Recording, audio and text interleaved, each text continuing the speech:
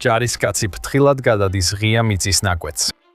ის ჯერ ესმის ვიდრე დაინახავს მტრის დრონის დამახასიათებელი ბზუილი. ზემოთ ახედავს და ამჩნევს უპილოტო საფრენ აპარატს, რომელიც მისკენ მოემართება. ის არც კი იცის, რომ ეს უბრალოდ რიგითი დრონი არ არის, ეს უახლესი ტექნოლოგიის მკვლელი ბოტია, რომელსაც აქვს დახვეწილი ტვინი, რომელიც საშუალებას აძლევს პირდაპირ ჯარისკაცის სახეზე დაიმიზნოს. ის რამდენიმე გასროლას აკეთებს თავისი თოფიდან უპილოტო საფრენ აპარატზე, მაგრამ ეს ყველაფერი უშედეგოა. მისი ბედი უკვე გადაწყვეტილია.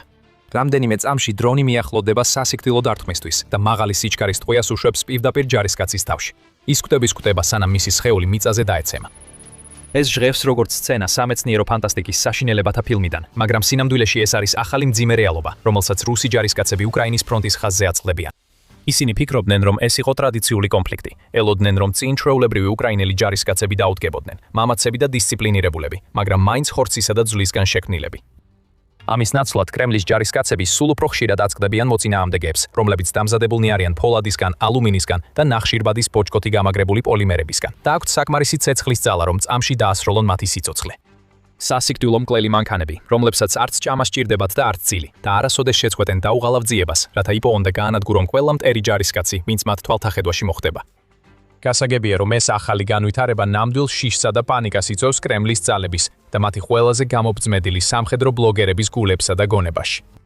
მაგალითად, ტელეგრამის არხი 2 მაიორი, რომელიც ხანგრძლივი ისტორიის მქონე და შედარებით ცნობილი რუსი ბლოგერის ანგარიშია, ცოტა ხნის წინ წერდა: საბრძოლო ველი ნელ-ნელა მანქანების ეკოსისტემად იქცევა, სადაც ადამიანები სულ უფრო ნაკლებად არიან მონაწილეები და უფრო მეტად ამოცნობის ობიექტები. ყველაფერი იქითკენ მიდის, რომ ადამიანები ზოგიერთი ხელოვნური ინტელექტისთვის ნადირობის ობიექტებად იქცევიან, მაშინ როცა სხვა ხელოვნური ინტელექტები მათ ამ მონადირეებისგან დაცვის მცდელობას დაიწყებენ. ეს პასუხი იყო ვირუსულ ვიდეოზე, რომელიც მაისის შუა რიცხვებში გავრცელდა და სწრაფად მოედო სოციალურ ქსელებს, სადაც ჩანს, როგორ კლავს სახეზე დამიზნებული მკვლელი დრონი უმოწყალოდ რუს ჯარისკაცს, რომელიც ჩარჩენილია. მიუხედავად იმისა, რომ უკრაინის ძალებს ოფიციალურად არ გაუმჟღავნებიათ ამ კონკრეტული დრონის ზუსტი ტექნიკური მახასიათებლები ან შესაძლებლობები, ექსპერტები და ანალიტიკოსები აქტიურად სწავლობენ კადრებს და ადარებენ მათ ღია წყაროებიდან მიღებულ ინფორმაციას, რათა შეავსონ გამოტოვებული დეტალები. აი რა დაადგინეს მათ. როგორც წესი, პირველი პირის ხედვის, ანუ FPV დრონები აღჭურვილია ჯავშანგამტანი კუმულაციური მუხტებით. უფრო ზუსტად რომ თქვათ, ისინი როგორც წესი გადაკეთებული რეაქტიული ხუმბარები, ანუ RPG-ები, ან ფრაგმენტაციული საბრძოლო თავებია, რომლებიც შეჯახებისას ფეთქდება და სერიოზულ ზიანს აყენებს ყველაფერს ახლო მანძილზე. ეს ის ტიპის დარტყმითი დრონებია, რომლებიც უკრაინამ არაერთხელ გამოიტანა როგორც რუსული წინახაზის შეტევით იჯგუფების, ასევე კრეიტთა საბრძოლო მანქანებისა და მტრის ინფრასტრუქტურის წინააღმდეგ. თუმცა ვირუსულ ვიდეოში დაფიქსირებული დრონი საკმაოდ განსხვავებული იყო. ის არ შეჯახებია ჯარისკაცს და არც მის გვერდით მიწაზე ჩამოვარდნილა აფეთქებამდე. ამის ნაცვლად, როგორც ჩანს, მან გარკვეული დისტანცია დაიკავა. ექსპერტების შეფასებით დაახლოებით 20 მეტრით, ანუ 65 ფუტით იყო დაშორებული მსხვერპლს, როდესაც თავისი ჭურვი ააფეთქა. შემდეგ ვიდეოში ნათლად ჩანს კვამლის კვალი, რომელიც აფეთქების წერტილიდან, ანუ დრონიდან, მიდის დარტყმის წერტილამდე, ანუ ჯარისკაცამდე. მახვილი თვალის მქონე ექსპერტებმა სწრაფად გააცნობიერეს, რომ ეს დიდი ალბათობით იყო აფეთქებით ფორმირებული გამჭოლი ელემენტი, ანუ EFP. ტრადიციული კუმულაციური მუხტები იყენებენ კონუსის ფორმის მეტალის საფარს, რომელიც აფეთქების მომენტში იკეცება და წარმოქმნის თხელ წაგრძელებულ და ნაწილობრივ გამდნარ ჭავლებს, რომლებსაც შეუძლიათ გაარღვიონ საკმაოდ სქელი ჯავშანიც კი, ხშირად ქმნიან ვიწრო, მაგრამ ღრმა ხვრელებს სამიზნეში. EFP-ები კი იყენებენ უფრო მძიმე, თეფშის ფორმის საფარს, რომელიც აფეთქების მომენტში ქმნის მკვრივ, მყარ ჭურვებს, თითქმის როგორც მაღალი სიჩქარის აეროდინამიკური ბირთვები. და ეს მხოლოდ ფუნქციონალში კი არ განსხვავდება, არამედ შესაძლებლობებშიც.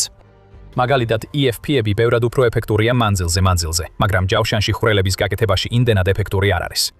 ტრადიციულ მუხტებს უკეთესი შეღწევადობა აქვთ, მაგრამ მაქსიმალური ზიანის მისაყენებლად ისინი უშუალოდ სამიზნესთან ახლოს უნდა აფეთქდეს.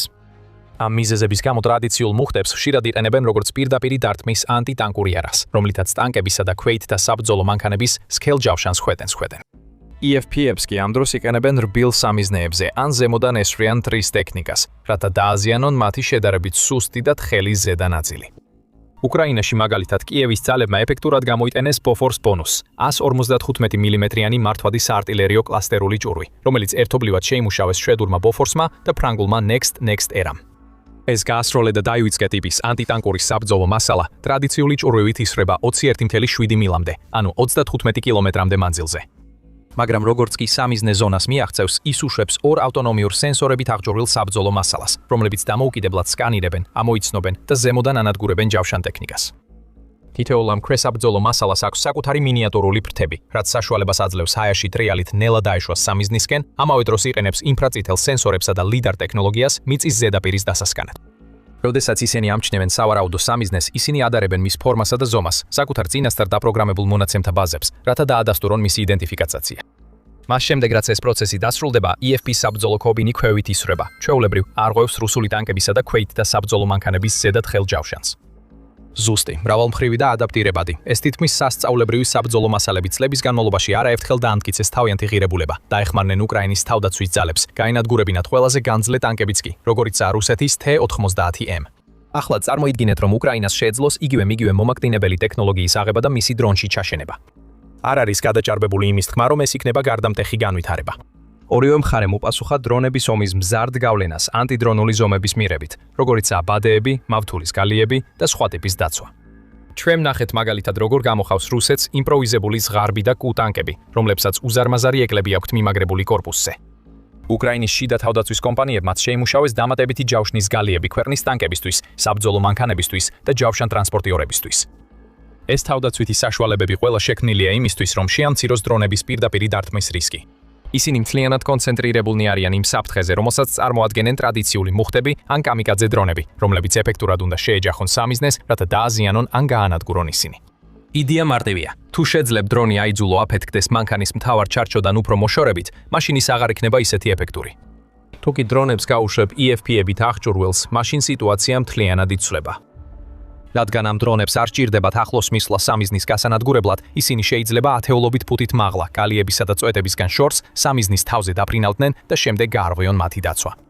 თუ უკრაინა შეძლებს ასეთი ტიპის დრონების მასობრივად წარმოებასა და გამოყენებას, ის ფაქტობრივად გაანეიტრალებს რუსეთის ანტიდრონული თავდაცვის დიდ ნაწილს, რაც შეიძლება გამოიწვიოს კიდევ უფრო მეტი ტანკისა და სხვა ტექნიკის დაკარგვა კრემლისთვის, იმ ათასობით განადგურებულ მანქანაზე დამატებით, რაც უკვე დაკარგა. თუმცა არსებობს რამდენიმე უარყოფითი მხარეც. ყველაზე მნიშვნელოვანი ისაა, რომ ასეთი ტიპის საბრძოლო თავაკები, როგორც წესი, ოპერატორის უფრო მაღალ კვალიფიკაციას მოითხოვს.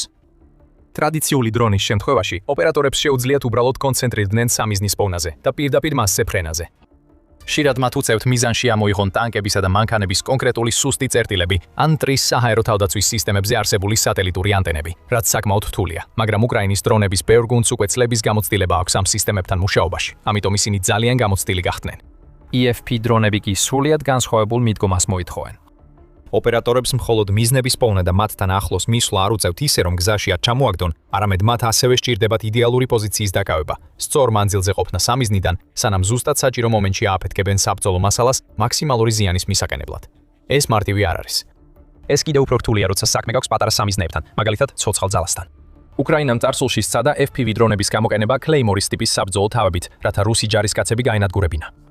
თუმცა ოპერატორებმა აღმოაჩინეს, რომ მათთან მუშაობა საკმაოდ რთულია, რადგან მათ არა მხოლოდ სწორ მანძილზე უნდა ააფეთქონ ასაფეთქებელი სამიზნიდან, არამედ სწორ კუთხეზეც. თუ ისინი მხოლოდ რამდენიმე გრადუსით აცდებოდნენ, შეიძლებოდა მტრისთვის საერთოდ აეცდინათ. ასე რომ თუ კი უკრაინა დაიწყებდა გადასვლას EFP დრონებზე, ეს პროცესი საკმაოდ ნელი იქნებოდა, რადგან დრონის ოპერატორებს დასჭირდებოდათ გადამზადება თუ როგორ გამოიყენონ ეს უფრო განვითარებული სისტემები საუკეთესოდ. უკეთესოდ. მაგრამ რა მოხდებოდა თუ მათ ხელოვნური ინტელექტის სახით ცოტა დამატებითი დახმარება ექნებოდათ? ეს ყველაფერს შეცვლიდა. სხვათა შორის თუ ასეთი ტიპის ანალიზი გსურთ უფრო ხშირად, თარგმნით რომ გამოწერილი გაქვთ The Military Show. ჩვენ ასე ხსნით ყველაფერს ყოველ ჯერზე.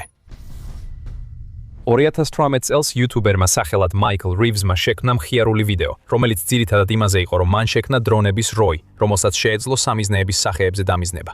მან ეს მოახერხა სახის ამოცნობის პროგრამული უზრუნველყოფისა და მარტივი ხელოვნური ინტელექტის ავტოპილოტის სისტემების გაერთიანებით და ამით შექმნა ხელმისაწვდომი ავტონომიური თავდასხმის დრონები, რომლებიც ხალხის თავებში ეჯახებოდნენ. რა თქმა უნდა, იმ დრონებს ასაფეთქებელი ნივთიერებები არ ჰქონდათ, მაგრამ რა მოხდებოდა რომ ჰქონოდათ? ეხლა 2026 წელს რუსეთ-უკრაინის ომი თითქმის დრონების გადატვირთვის ფაზაშია შესული. FPV ტიპის უპილოტო აპარატების ჯგუფები ყოველდღიურად ავსებენ ფრონტის ხაზის ცას, ნადირობენ და ანადგურებენ ყველა მტერს ან ტრის ტექნიკას, რომელსაც კი იპოვიან. უკრაინისთვის მფრენი დრონების ბევრი აღჭურვილია, მინიმუმ რაიმე სახის ხელოვნური ინტელექტის ტექნოლოგიით. შიდა თავდაცვის კომპანიები, როგორიცაა Fortlo და საერთაშორისო კომპანიები, როგორიცაა Orterioni, აწარმოებენ თანამედროვე დამატებით მოდულებს. ეს საშუალებას აძლევს ნებისმიერ პატარა და მარტივ საბრძოლო დრონს ეფექტურად გადაიქცეს ბევრად უფრო ჭკვიან, ხელოვნურ ინტელექტზე დაფუძნებულ საბრძოლო მოწყობილობად, რომელსაც შეუძლია ამოიცნოს, დააფიქსიროს და დაუნდობელი სიზუსტითა და ეფექტურობით დაედევნოს სამიზნეებს.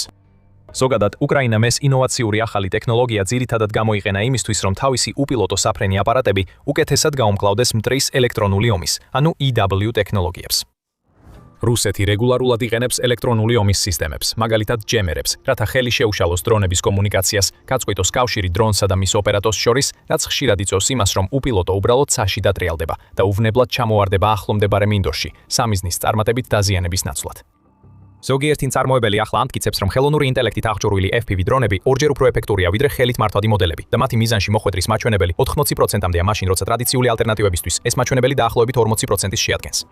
ისინი არც ისე ძვირია. უკრაინას შეუძლია აწარმოოს მარტივი FPV დრონები და აღჭურვოს ისინი საბაზისო ხელოვნური ინტელექტის ავტონომიის მოდულებით, თითოეულზე $500 ნაკლებად.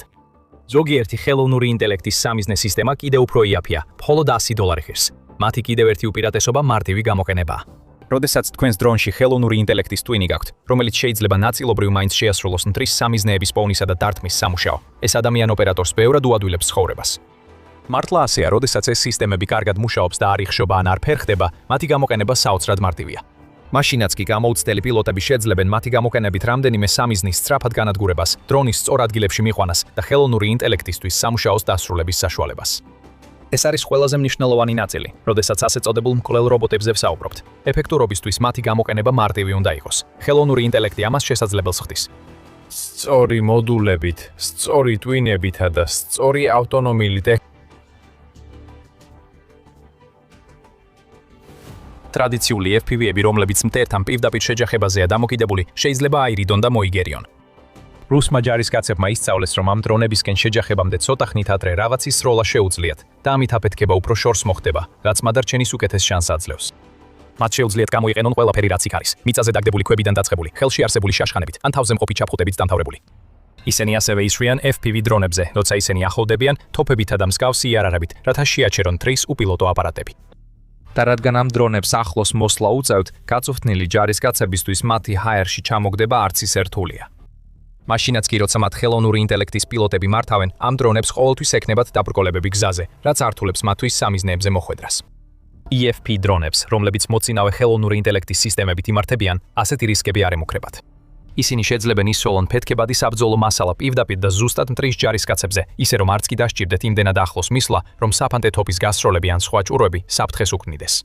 ისინი უფრო მომაკვდინებლები, ჭკვიანები და გაცილებით რთულად ასაცილებლები იქნებიან. და ნებისმიერი რუსი ჯარისკაცი, რომელიც ესეთ მკვლელ დრონს შეხვდება, უფრო მეტად შეეცდება გაქცევას და თავის გადარჩენას, ვიდრე მის წინააღმდეგ ბრძოლას. გრძელვადიან პერსპექტივაში ეს შეიძლება იყოს ზუსტად ის, რაც უკრაინას სჭირდება თავისი უპირატესობის გასამყარებლად და შემდეგი მიზნების მისაღწევად. ამ მიზნებიდან ერთ-ერთი შეიძლება ითქვას ამჟამად ყველაზე მნიშვნელოვანი არის რუსი ჯარისკაცების უფრო დიდი რაოდენობით განადგურება, ვიდრე ოდესმე. მაიორი რობერტ მაგიარ ბროუდი, უკრაინის უპილოტო სისტემების ძალების ერთ-ერთი ყველაზე გამორჩეული ფიგურა, არაერთხელ გაუსვამს ხაზი ქვეყნის მიერ მოწინააღმდეგის განადგურების რაოდენობის გაზრდის მნიშვნელობას. ის თავისი სხვა მეთაურების მსგავსად იმედოვნებს, რომ საბოლოოდ მიაღწევს იმ წერტილს, როდესაც უკრაინა რუსებს გაცილებით უფრო სწრაფად გაანადგურებს, ვიდრე მათი მობილიზაციაა შესაძლებელი. ისინი უკვე კარგ გზაზე არიან, რომ ეს რეალობად აქციონ. 2026 წლის პირველი თვეების განმავლობაში სტატისტიკა აჩვენებს, რომ რუსეთის დანაკარგების მაჩვენებელი აღემატება მათი მობილიზაციის ტემპს, ხოლო უკრაინის შეიარაღებული ძალების მთავარსარდალმა ოლექსანდრ სირსკიმ ცოტა ხნის წინ ჟურნალისტებს განუცხადა. ყოველდღიურად რუსეთის არმია მინიმუმ 1000 სამხედრო მოსამსახურეს კარგავს, როგორც დაღუპულებს, ისე დაჭრილებს.